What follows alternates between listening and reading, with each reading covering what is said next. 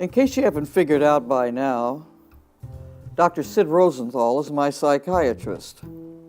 I've been seeing him for 30 some odd years, and his diagnosis has never really changed. You see, initially, he was a court-appointed custodian of my brain chemistry. I agreed to take my medication, and the court agreed not to incarcerate me for killing a priest. It all seemed so reasonable at the time. I will admit I've considered stopping my sessions. Frankly, I'm almost out of horror stories.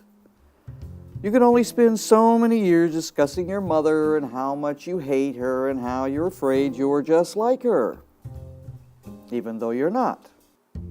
Maybe. Until you start repeating yourself. And the truth is, my psychiatrist is one of the few people I actually enjoy talking to. He spends 45 minutes listening to me prattle on and on about my problems, real or imagined, and he never offers a suggestion. He never tries to fix anything. He just listens. And then he asks some dumb question like, "How did that make you feel?" And of course my answer is mad, or sad, or suicidal. And he follows up with, interesting. I left him once, back in the day. I decided it would be cheaper to find a girlfriend to unload my emotional baggage onto. And I went through 3 girlfriends before I ran back to Sid on bended knee. For the next year, we discussed why I can't seem to maintain a relationship with other women. Well, for one thing, they bore me to death. For another, they borrow my shit. And lastly, I guess I just don't like women. I much prefer the company of men. I think it has something to do with maybe testosterone, or perhaps penis envy, or maybe just a penis. Maybe.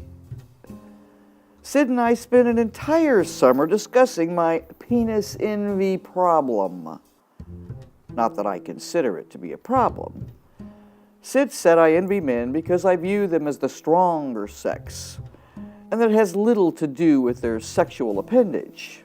I contend I envy their ability to stand up and urinate. When you stop and think about it, men have an instrument hanging around between their legs that can express itself by tripling in size, hopefully. Pretty remarkable stuff.